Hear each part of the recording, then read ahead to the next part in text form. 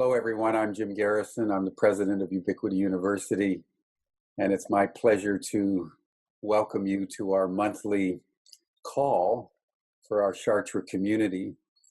As every month for 14 years now, we have met together in preparation for our annual pilgrimage to that very sacred, holy place. We are starting the year 2019 with a call that will be featuring some remarks by one of the core faculty who was there at creation, Carolyn Myss. But as we enter the call, we want to have an invocation. Normally it is Apila, Colorado, who was also there at creation with Carolyn and Andrew and Bob Meyer and others of us. She just arrived in Egypt, and she emailed me an hour or two ago saying that she was out of internet contact and wasn't sure whether she could make the beginning of the call. She may pop in at some point, in which case we'll pause and honor her presence. So one of our core faculty, Banafsheh, Sayyad, who serves as the creative director for Ubiquity University generally, will provide our invocation, and then we'll enter into the conversation with Carolyn. Banafsheh. Thank you. Good morning, good afternoon, and good evening, everyone, on this 13th day of the new year. I'd like us to begin by gathering our attention in the present moment in reverence to the earth. Start by sensing the ground with your feet, directing your energy down, releasing your weight into the chair or whatever you're sitting on, and take a couple of breaths and close your eyes if you wish. Direct your energy down from your head into the rest of your body, thereby making an active transition from the outside world to the inner temple, the presence in your body, in your heart. It is in the inner temple that we find the impulse, the essential impulse that has gathered us here today from different parts of the world. The deep connection we feel and the reverence and love we have for the sacred hill of Chartres, where the Notre Dame de Chartres stands with all her majesty, all her glory, with the many faces of the divine feminine, ranging from the Black Madonna, Our Lady in the earth, to the Assumption, the lifting of matter into spirit, into light, her union with the divine masculine. All that we are guided to remember and to embody in the world as emissaries of the soul, emissaries of oneness in the world of chaos and fragmentation. As you're sitting present in your temple, come in touch in your mind's eye and envision the cathedral, envision our gathering, our group in the cathedral, our very own interfaith, universal, and all-inclusive church service. Look at the beauty around you. You're literally inside a luminous jewel. Smell the frankincense and hear the sounds of this majestic temple, this window onto the soul of the universe. Now take a deep breath in, and with your inhalation, draw in all the beauty. And with your exhalation, aim to give this beauty out, transmit this beauty. And let us begin our service. Open your eyes if they're not open yet.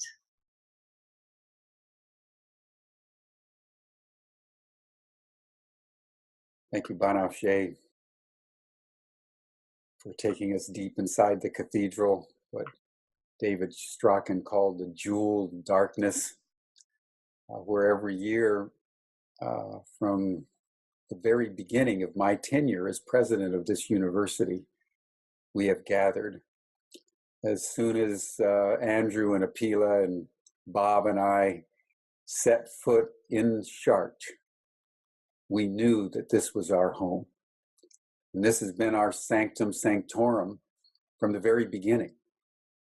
And we honored the Chartres masters of 1,000 years ago by recreating the 7 liberal arts that they brought to such a refined elegance as ultimately an artistic expression uniting matter and spirit. So each year we take one of the liberal arts, and we are concluding our second cycle of 7 liberal arts, which culminate in Astronomica. The liberal arts start with grammatica, with the ground, with grammar. They move to the dialectical nature of reality. They then transcend into rhetorica and the moral, ethical component of mind and speech and action. They move into music, out of Pythagoras' great insight that all of the universe is a song. It was Pythagoras who coined the term cosmos. Cosmos means jewel, because as he contemplated the cosmos, he could feel the sounds of the singing of the planets and understood that music itself emanates from the sun. And then to geometry, geometrica and arithmetica, what the numbers, the forms that actually constitute everything that we are. And then culminates in Astronomica. And that is the liberal art that we're going to be celebrating and contemplating as we gather together this next July. And in Astronomica, we are contemplating the most fundamental and earliest truth that human beings have intuited as they came to terms with being alive on a planet they didn't understand, under a star system, galaxies they could see but had no control over. And it was that deep intuition that we are somehow connected. And even as every cell in our body is connected with every other cell, and the pumping of the heart and the workings of the brain and the operations of the kidney and the lymph node system, all inform every single cell in our body. So every human being is interconnected with the cosmic whole. And the ebb of the tides on the earth are swayed by the moon, and the sun flares influence human and ecological behavior.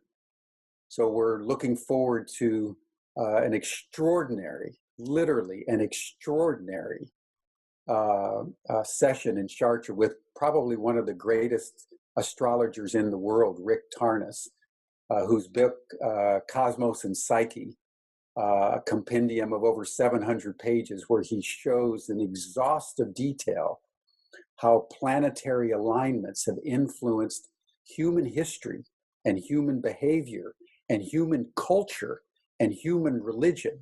He traces it back over 2,500 years. One of the greatest astrologers in the world today. We're going to also be joined by Linda Tucker, who's the founder of the White Lion Protection Trust in South Africa, who's worked to protect the white lions, one of the rarest of the lion species, who have a lineage going back way before the ancient pharaohs of Egypt. And from time immemorial, there has been a astrological connection, as it's been understood by the great seers, that the white lions are connected with the star system Sirius and have a very, very special relationship with the human community. And that's why the pharaohs of ancient Egypt made the lion their totem. And right at the point of near extinction, Linda Tucker has saved those white lions, and we'll be speaking about the astrological importance of the white lions, the astrological momentousness of our day, and with Rick Chartres and our core faculty, we'll be contemplating very deeply how we can understand the gravity of our time in relationship to the planetary and celestial alignments. All of us have a very deep sense of the precariousness of history and time and circumstance. And so it's within this context that I am absolutely delighted and privileged to welcome Carolyn, who's an astrologer in her own right, and who, for her entire life as a spiritual teacher, has delved into the depths of the human heart and psyche and shown us all through a precision of insight how our deeper complexes influence us in ways we do not understand. And also in relationship to Astronomica, how what we do influences the larger whole, and how the larger whole also influences what we do, who we are, and how we evolve as spiritual beings. So Carolyn, it's a privilege and an honor to welcome you in this first call of 2019. And as I said, Carolyn has been with us since the beginning. In fact, Carolyn has been with me and Jim Hickman, the founders of Ubiquity, since before the beginning. Way before the beginning. Before you had gray hair. And a friend and mentor and faculty member and great mischief maker for many, many years. So Carolyn, thank you and welcome. Thank you. Hi, everybody. Hi, welcome. When I started to make notes for this, I got carried away. So I'm going to try and contain myself. And I decided the wisest thing for me to do was to present a larger background, kind of, because I get carried away and I have to rein myself in. And the first thing I want to say is I want to comment on Rick Chartres. Rick wrote this, as Jim said, this brilliant book, Cosmos and Psyche. And it is the only book, he's the only one person in the whole of my life. And I was a publisher and I'm a writer. And so like probably the rest of you, and I know Jim and whatever, I'm a compulsive reader. I don't even know how many books I read a month in all my life. That's the only person ever that I wrote a fan letter to. That's how good that book is. I actually would read that book, Cosmos and Psyche, and I read at night. I read 3 hours every night, and I would be in bed reading, and I would actually say, oh my God. And I would read a sentence again and again, because not only are his ideas brilliant, but his writing style is just totally. So when he was writing Cosmos and Psyche, and I read it at a time when I was also very actively doing a lot of my teaching on sacred contracts and archetypes. And so here he presents this brilliant thesis that the planets the archetypal history of planets as archetypes and their power and how they speak to everybody. And how that power, how the nature of planets, how they're archetypal, how they work as archetypes to influence the workings of the human unconscious. So I'm going to hit a pause button here. That particularly hit me because as someone who's worked as a medical intuitive, and let me comment on that for a second. I never, grew up with the idea of having a profession of being an intuitive, of using intuition as my major skill. That was never an idea. I was going to be a journalist and a fiction author, and I'm nothing. I'm nothing that I trained to be, and I'm everything I never heard of. And so I had this skill, and it is a skill that I was always explaining to people. How can you do this? How does it work? Blah, blah, blah, blah, blah. And it is a capacity from the age we are moving into. It is a skill of this world we are now adjusting to. And this is something I want to talk about, which is something that is a parallel discussion that Rick will be talking about, which is the micro and macro, how so many of the concepts that we grew up thinking were real are not.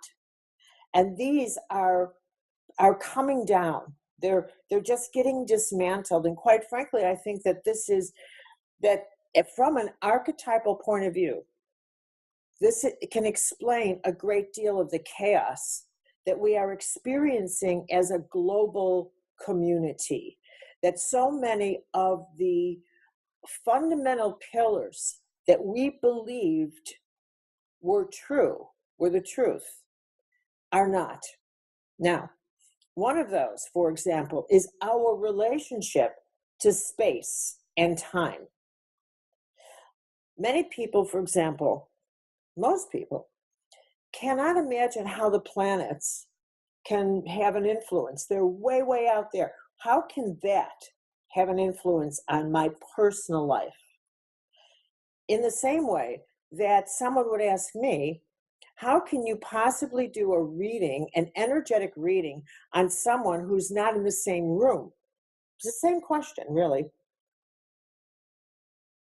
Because our concept of space is essentially that power is contained within the physical space that we live in, that we are standing in, and that power is measured by substance. If I can't see it, if I can't use it, if I can't throw it, if I can't see a physical consequence to what I'm using, then it has no power. If you can't hear me, if I can't make you jump, then I have no power. If I'm not bigger than you, if I'm not richer than you, then I have no power. We are only now shifting to this extraordinary truth of the power of the mustard seed versus the mountain.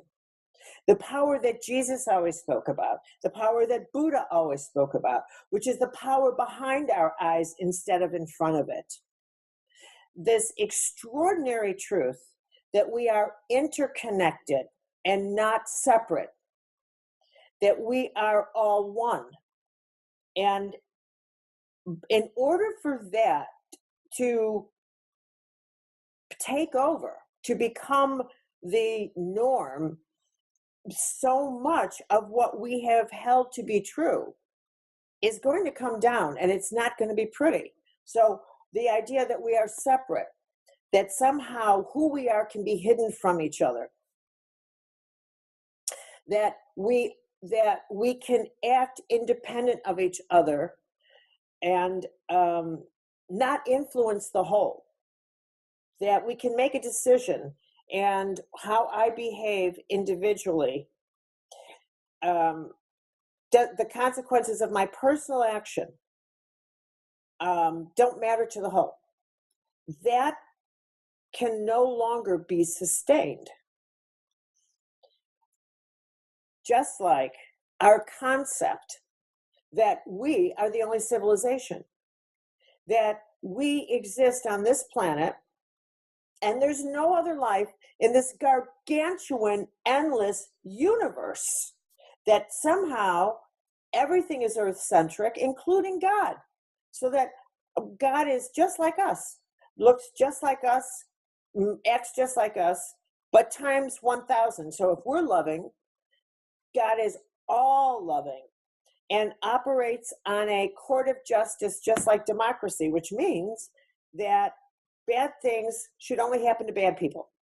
And which is why we think God is a reasoning creature. So we say things like, there must be a reason for this. And it's got to be logical and legal and fair. So we've set up a God of the cosmos to reflect the way we think in order to figure out how to cope with order and law. When in fact, what may well be happening now is that the Abrahamic structure, which is Judaism, Christianity, and Islam, is experiencing the core dismantling of something they share, which is this idea of the divine male, the waiting for the Messiah, the Jesus as God, and the Holy Prophet, all of which promote this idea of the masculine as being holier than the feminine. That will bring us eventually to Chartres, if I have time, but I may not, but whatever. This is a gargantuan idea to sit and dwell in. Like, what could that possibly mean? I'm going to speak more about that at Chartres because it's a bombshell. But let me just bring you to the insight that is so significant here. And I'm going to come at it through health. And that's that there's a fundamental principle that is cosmic in size. And that is what is in one is in the whole. Number two is also that the law of balance is a fundamental law of nature, and that governs our health. Now, all of you are already familiar with the idea that of body, mind, spirit medicine, that you are integrated, that holism is the new template to be whole. And what all of these religions, emphasis religion, have in common at their base level, is a teaching, which is, now remember, you've got to hear this very clearly, that religions are the political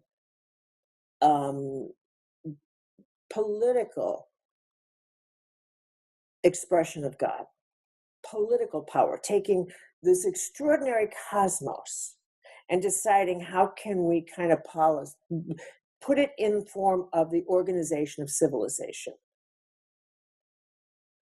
So one of the ways that all of the Abrahamic religions have operated is to encourage separation, is so that the theme that we are the chosen, I'm the chosen religion. No, I'm the chosen religion. No, I'm the chosen religion.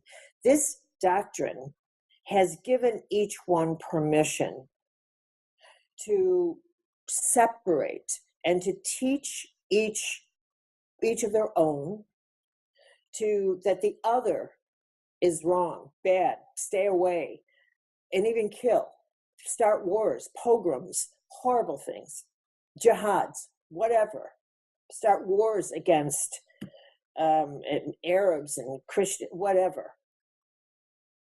But we have now entered the age of energy. And as I will teach you, the higher consciousness is the age of grace. The age of grace. What the mystics understood is what the mystics were given, like beloved Teresa of Avila, Francis of Assisi, and the whole of what will survive in this transition is the holiness of the grace of these transitions, of these religions, to their mystical jewels, to their cosmic place. So, what I learned as a medical intuitive, when I finally was shifted into mysticism, back where I belong, is that in order to heal, one of the obstacles is, in order to heal, you have to make that transition to holism, not in your mind, but in truly understanding that you are part of the whole. And to maintain a theology or to maintain a creed but still I have to be separate and better than, is actually against your bio-spiritual ecology. And what I believe is that we are living through this phenomenal transition where the teachings of religions that served the organization of civilizations have now become detrimental, because their teaching of separation is something that encourages the use of weapons, the use of destruction, when in fact, what we are learning about ourselves is that we're interconnected. We have got to join together. We cannot have creeds that keep us separated, when now we must learn that we are all one. To that extent, even consider that the internet is a physical expression of our internet, of how our soul is interconnected, of how our soul is interconnected, that the way we work with energy, with each other, is we do send energy emails to each other through our thoughts. And we send it that fast, just like the way in which I do a reading. You send me your data when I ask for it, and I can look at your energy anatomy. We co-create the events happening in this world. We are the engines of those events. What is in one is in the whole. These are the mystical laws. And the new, where I believe we are evolving, is the understanding that God is law. God is law. That is a truth that has no religion. That is the truth because it is the order of the universe. God is law. It's in our mathematics. It's in our Pythagoras. It's in your body. It's in your biology. Your body is run by law. And so is everything about the way karma's a law. Medicine is law. Your heart is mathematically a law. It needs so many heartbeats. And if it goes past this, you'll have a heart attack. Your blood pressure, it's mathematical law. Everything. The nature of God is law. And we need to understand that we are interconnected from this earth to the planets, to galaxies, a thought we can't even comprehend, to the events created in this world, to the events created in your personal life. We need to re-understand space, that you are not contained in your room. The practice of what it means to be conscious is to become so conscious of the quality of what you are thinking, because you are transparent, because there is no such thing as spiritual privacy anymore. That in fact, if we really understood our bio-spiritual ecology, you actually could look at someone and say, you owe me your health. And I owe you that, because we are co-creating this universe. And that our understanding of this divine being cannot be contained in a religion. God has no religion and does not look like us. And we have to stop the anthropomorphic tendencies we have. That I love those religions. I love what I've learned from them. But now it's time to extract their mystical traditions. They're mystical. And Chartres is the mystical wonderland for me. It is a mystical wonderland. And it is, to me, it is no surprise. Well, I'm in awe, let me put it that way, that it is the era of the Black Madonna. Because I am devoted to the Madonna. I was raised on the Madonna as a Catholic, but not the Black Madonna.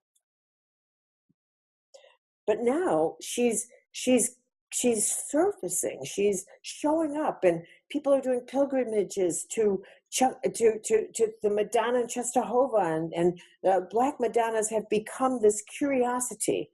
But she's the Madonna of the cosmos, the dark nights. She is the Madonna of the celestial world, the nighttime. She is the Madonna of the earth, the ecology. No wonder. She is she's the Madonna of soil, of earthquakes, tsunamis. She's the Madonna. No wonder. I am again in awe of the holy world. Now, the transition to grace consciousness is one of the new journeys for us. Grace is not bound by space, and you are not bound by space. Redefining your boundaries, your consciousness of what is your power. How do you work? What is the nature of your nature? It's such an extraordinary question. You have the cosmos inside of you. Our new frontier now is inner space and outer space. What is our size? What are we capable of? We can think, that we're facing we have 9 days, 9 years before the climate takes us down.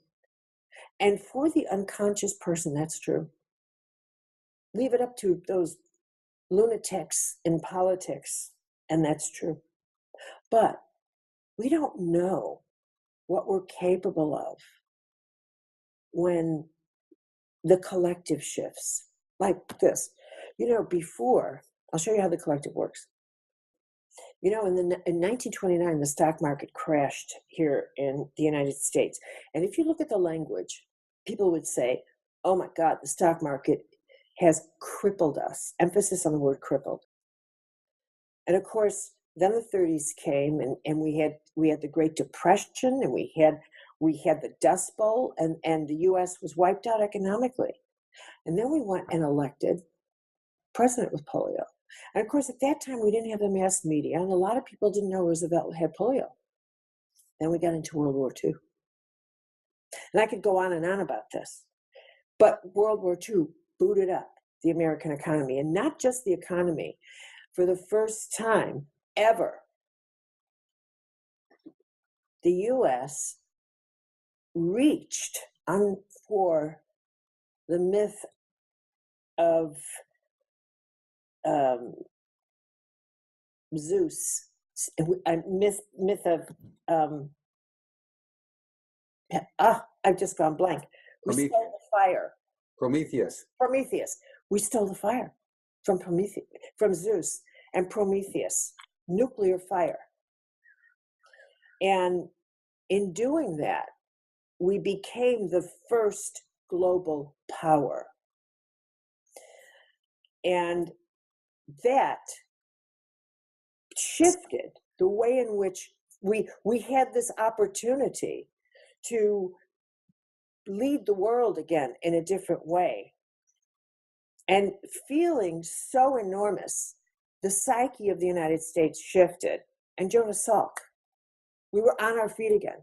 And that's how the language, if you check newspapers back then, we started to speak about ourselves in the collective as being on our feet again economically.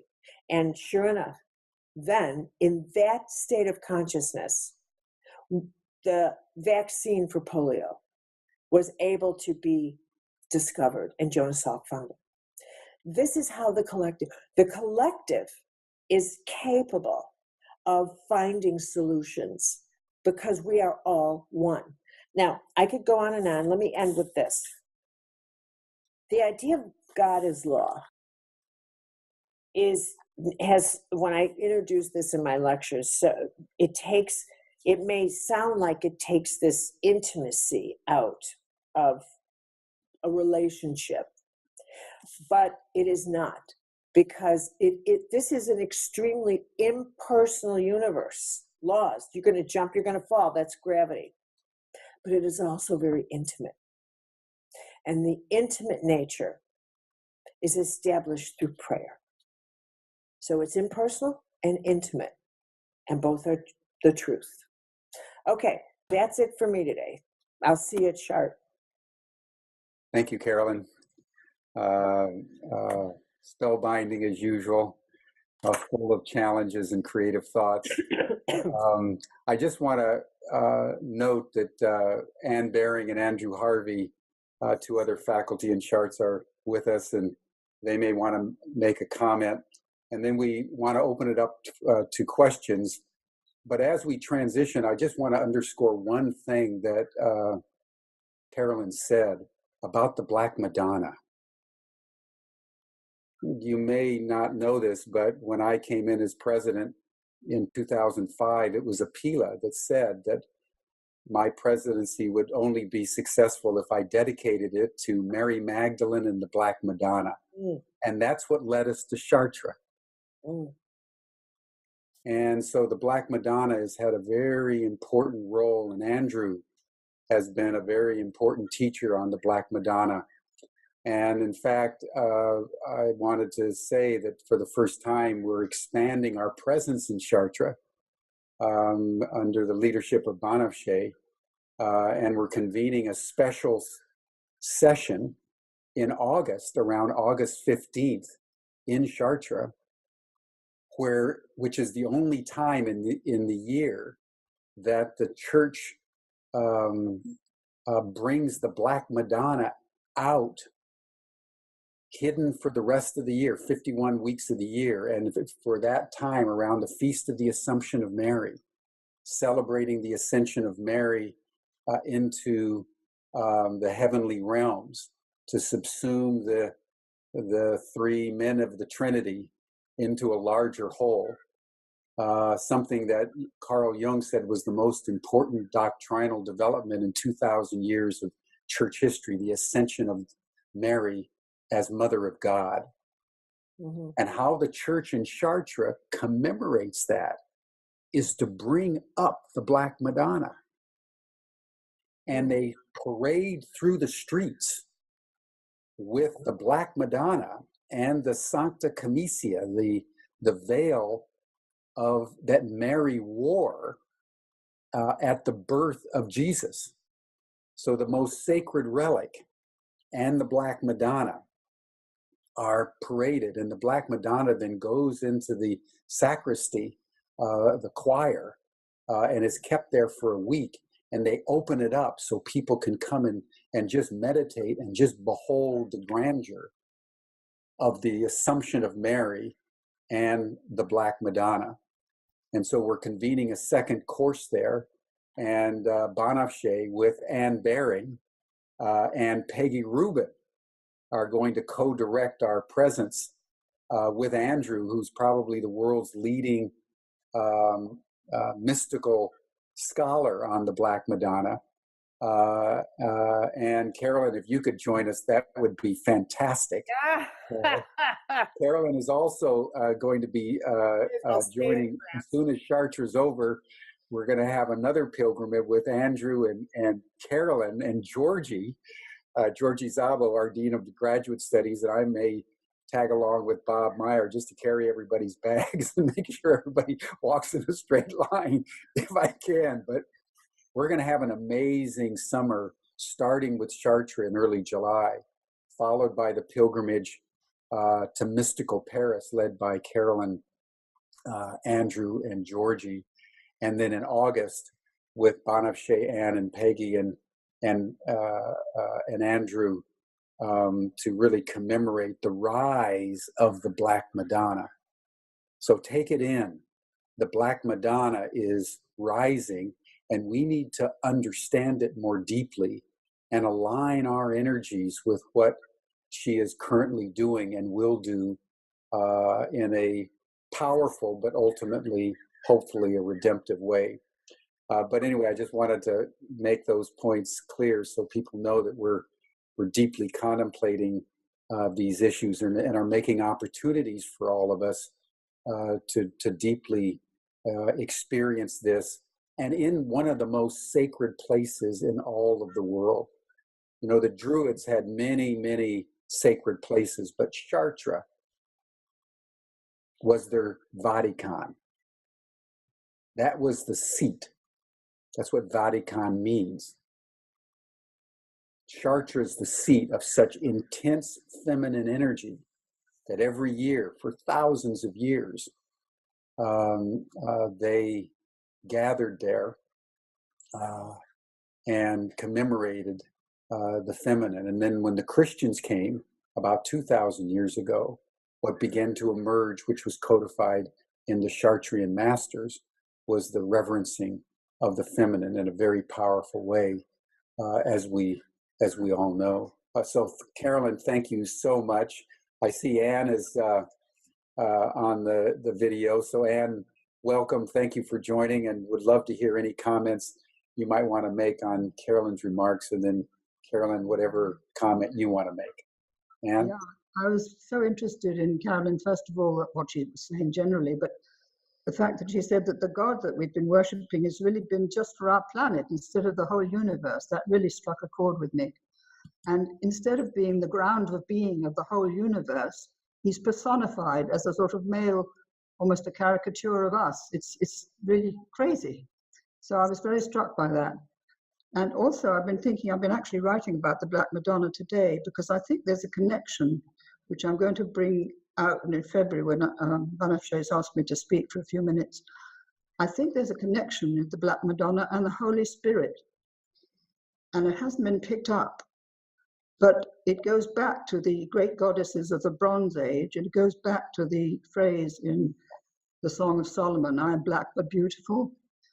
It's the feminine spirit that has been not at all included, because at the Council of Nicaea in 325, the gender of the Holy Spirit was changed from feminine to masculine. And from that time, Christianity lost the Holy Spirit as a feminine entity. And I think that the Black Madonna is holding that in some way. I need to talk to Jim more about it, but it just occurred to me that not only is she the embodiment, if you like, of the divinity of the earth and of nature, but she's also a cosmic entity as the Holy Spirit. And the Holy Spirit is really the feminine aspect of God that's been neglected right the way through for 4,000 years. So that, I think that's my contribution. Thank you, Ann. Carolyn, do you want to make any comment on that? And any of the rest of you who would like to comment, I note that Lynn Bell, another astrologer, is with us today. Welcome, Lynn. But would just like to have any comments for the few minutes we have before we end the call. And we're looking forward to hearing about the Black Madonna. All of you who know Andrew know that he's one of the great, I would say, ecstatic mystics of our time. And to have him in Chartres, then with Carolyn careening around mystical Paris, and then celebrating the ecstasies of the Black Madonna in August around the Feast of the Assumption. It's just couldn't be a better, more potentiated moment to have Andrew with us. So I'm just going to turn to the list here for anyone who wants to make any comments. Lynn Bell, as an astrologer, I mean, what is your comment on these matters? Well, one of the things that's very important from the point of view, it's great to see all of you, by the way, is that the planet Uranus, which has a 7-year passage in each sign, in the tropical zodiac, entered Taurus already in 2018, but it's back in Aries. And Taurus is a Venus-ruled sign. It's a deeply feminine sign. Uranus, as we know, is the word, the Greek word for sky. And the sky comes to meet the earth.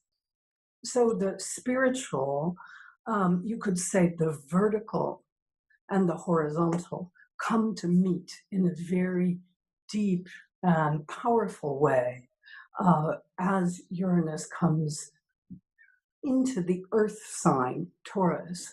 And there's a lot going on with this that I've already been speaking about this year. And we'll certainly promote the direction you're going in with the sacred feminine, and also with the dedication to the Black Madonna, which is such a powerful part of what Ubiquity and Wisdom are doing in Chartres. Good. Well, it's good to see you again, Lynn. Welcome. Lynn was with us at the beginning, and then it's just taken a few years off, and maybe joining us again in July as we contemplate the matters of Astronomica. There's a question for Carolyn in the chat. Carolyn, what's the question? Marianne is asking, as prayer is the way to grace, why is prayer so often individual instead of collective? Rituals are collective, song is, but so often prayer is done alone, one-to-one, private in the Western world. Can you say something about that? Very good question. Thank you, Marina. Well, you know, the Western people, there's church and synagogue, and nobody has made prayer individual but people by choice. That's been the choice. And you can gather and have group prayer anytime you want. I mean, Mass is not group, is group prayer. That's what that's all about. So Westerners, so many Westerners decided that I think I'm going to go it alone. That's been their choice. That hasn't been the way it is. It has always been a collective service in Western Christianity. The fact that people have decided, so many people have decided, I think I'll choose my own spiritual path, has been an interesting and curious characteristic of the Western society over the course of these last 50 years. And it's an interesting thing because in making that choice, people have been wandering in the desert, but you're free to gather a group of people together. But would you, just as a follow-on question, Carolyn, would you make any distinction between personal prayer and collective prayer in terms of efficacy, because I know, there's many stories in all traditions that there's a power of the collective intent, but there's also a power in the individual intent. So I think in all traditions, isn't it true that there's a collective sense of prayer, but also, it's two sides of the same coin. Each of us in the sanctity and quiet of our own hearts also pray. Right. I mean, it's a choice. I mean, you can do both. I think there's, when you speak about praying individually, what you are hinting at, if I'm not mistaken, what I sense in your question is there's many expressions of prayer. Let me just say that. There's many different expressions of prayer, as Teresa of Avila certainly pointed out. And group prayer, focused group prayer around I'm part of a healing prayer group. We meet every other Thursday. Our focus is very specific. We pray for people in need of healing. There's Mass every Sunday morning. Okay, that's a different kind of prayer where people gather and they are focused by the gospel and by the priest. That's a different kind of group prayer. Then there's, group meditation. That's a different kind of prayer. Then there is what Teresa of Avila would call petition prayer, that the individual does. Would you give me this, help me here, help me there? Then there is the deeper practice of inner prayer that an individual decides to pursue. What I call, the beginning of pebbles in the well, where you begin to excavate your interior life through the ever-present practice of going in and waiting to hear God call your name. That's a different practice. Now, each one is an expression of how will I spend my time with God today. What really matters is that you decide every day, I'm going to find some way to spend my time with God. That's what I would say. Good, thank you. In the Course in the Course in Miracles, we read that when an idea is shared, it's magnified. Mm-hmm. So I feel that when prayer is shared, that it has that much more effect. Well, to that, let me say, Jesus said, when two or more are gathered in my name. So that is a law. Yeah. That is a law. Okay, there's another question that came from Anne that I'll answer, and then we'll start to bring this call to a close, and Banafsheh will give us our benediction. Anne was wondering whether the 7 liberal arts were going to continue beyond Astronomica, and I would say yes, absolutely. We are in Chartres to stay. It's the sanctum sanctorum of the wisdom school, of the university, of my life, of, I think, for Carolyn and Andrew and all of us that gather there every year. It's just part of our annual calendar because it's of the depth to which we go year by year. And so we want to welcome all of you to join this next session between the 7th and the 13th of July. It's going to be a magnificent time together with some of the leading minds on planet Earth about the crucial issues that are challenging our species at this moment, and how the planets, in particular Uranus and Pluto, are affecting us as we go through this rite of passage. I want to remind everybody that we have what we're calling an early bird special that lasts till the 29th of January. So if you want to get, I think it's a $400 break in the tuition fee, this is the time to do it. Also want to just remind everybody that one of the things that we're doing now in Chartres is broadening our presence there. So we're going to be having our doctoral writing and research methods course there in the first week of July, just prior to Chartres. Then we have the Astronomica. Then we go with Andrew and Carolyn and Georgie into mystical Paris. And then around the 12th through the 19th of August, we're going to have a special session commemorating the Black Madonna rising. And for those of you, many of you have asked whether you can come to the whole time. Yes, we would love to. If you have some financial challenges, see me, because we do this in Chartres every year. Because I would say without equivocation, what we do in Chartres is the most important thing Ubiquity University does. There's something about the interface between the sacred feminine telluric energies of the place, concentrated in the cathedral. One of the most magnificent architectural masterpieces that humankind has ever fashioned.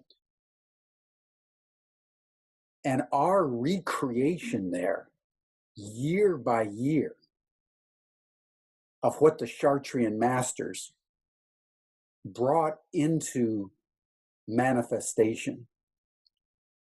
The 7 liberal arts, first fashioned by Pythagoras and Plato and Aristotle, that informed the entire educational system of the Western civilizational world.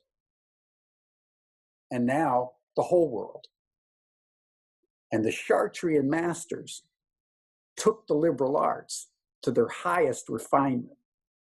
And for us to be recreating it, for all of us to be joining in that space in a collective discernment is a deepening of our psyche and soul that I've never experienced happening anywhere else.